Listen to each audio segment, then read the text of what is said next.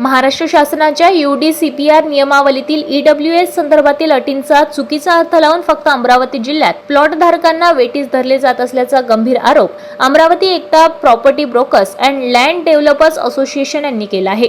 राज्यातील इतर जिल्ह्यांमध्ये EWS प्लॉटचे खरेदी खत नियमितपणे नोंदवले जात असताना अमरावती जिल्ह्यात मात्र खरेदी विक्री प्रक्रियेला अडथळे निर्माण होत असल्याने नागरिकांमध्ये संताप व्यक्त होत आहे।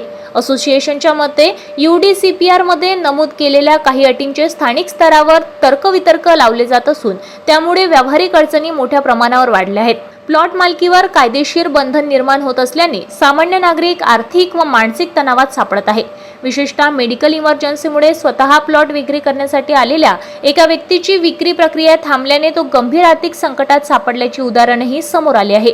यापूर्वी मालमत्तेच्या ओळखीवर किंवा उत्पादनाच्या आधारावर अशा प्रकारच्या अटी लागू करण्यात आल्या नव्हत्या, त्यामुळे समाजात आर्थिक स्थितीनुसार विभागणी होत असल्याची भावना निर्माण होत असल्याचे असोसिएशनचे म्हणणे आहे। असोसिएशनने सदर केलेल्या माहितीनुसार भारतातील 10 लाख रुपयांपेक्षा अधिक उत्पन्न असलेले करदाते सुमारे 82.6 लाख आहेत। त्यानुसार अमरावती जिल्ह्याच्या लोकसंख्येच्या प्रमाणात अंदाजे 20,000पेक्षा कमी नागरिक उच्च उत्पन्न गटात येतात, म्हणजेच जिल्ह्यातील जवळपास 99% लोकसंख्या EWS श्रेणीत मोडते। या परिस्थितीत केवळ 1% लोकांच्या निकषावर संपूर्ण व्यवहार थांबविणे अन्यायकारक असल्याचा आरोप करण्यात आला आहे। असोसिएशनने स्पष्ट केले की महाराष्ट्र शासनाच्या एकात्मिक विकास नियंत्रण व प्रोत्साहन नियमावलीनुसार मालमत्तेच्या कायदेशीर दस्तऐवजावर किंवा गाव नमुना 7/12 EWS चा उल्लेख करणे बंधनकारक नसताना अमरावतीत वेगळीच भूमिका घेतली जात आहे। त्यामुळे नागरिकांमध्ये संभाव्य निर्माण झाला असून प्रशासनाने तातडीने स्पष्ट आदेश काढून खरेदी विक्री प्रक्रिया सुरळीत करावी अशी मागणी करण्यात आली आहे।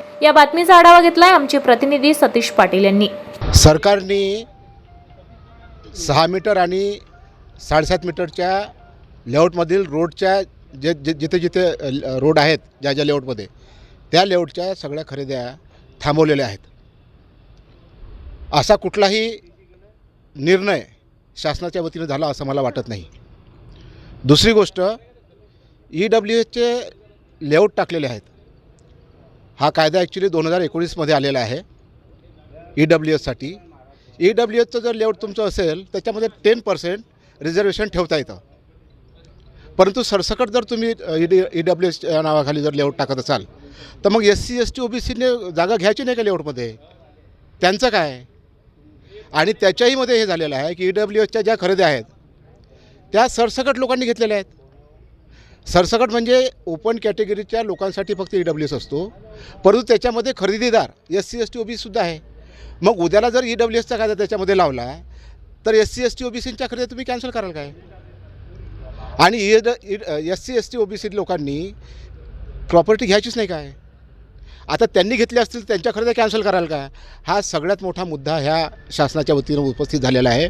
आणि त्याच्या नावाखाली रजिस्ट्रार ऑफिसच्या माध्यमातून सगळ्या खरेदी थांबवण्यात आलेल्या आहे। एखादा गरीब व्यक्ती जर खरेदी करत असेल तर त्याचा उद्देश त्याच्या मागे असा असते की मेडिकलसाठी असो किंवा एखादा ॲडमिशन असेल किंवा लग्न असेल याच्यासाठी किंवा मेडिकलचं काही असेल त्याच्यासाठी एखादा प्लॉट जर घेतलेला असेल तर तो प्लॉट विकून त्याच्यासाठी तो पैसा वापरण्यात येतो।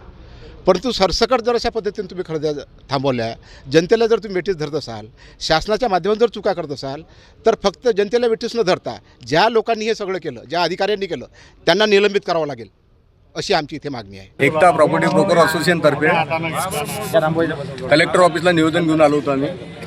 यांनी 2019 नंतरचा EWSच्या कायद्याखाली बाकीच्या म्हणजे जुन्या लेआउटच्या पण खरेद्या 85 पासून 90 पर्यंत पूर्ण खरेद्या यांनी थांबवल्या आहेत। 7.5 मीटर आणि 6.5 मीटर हे याची मनमानी चालू आहे। आणि गरीब लोकांचं आता ज्यांचे लग्न आहे, ज्यांच्या मुलाचे ॲडमिशन करायचे आहे, त्यांनी आता प्लॉट विकले आहे, हे व्यवहार कॅन्सल होऊन राहिले। आणि आपण म्हटलं त्यांना आदेश द्या व लिहून द्या तर ते लिहून द्यायला तयार नाही, कोणी उत्तर द्यायला तयार नाही आहे।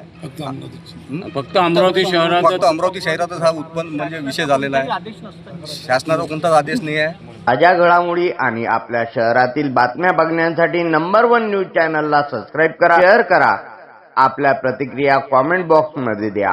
आपल्या बातम्या नंबर 1 न्यूज चॅनलवर बघण्यासाठी 99 21 58 96 63 या व्हॉट्सअपवर मेसेज करा।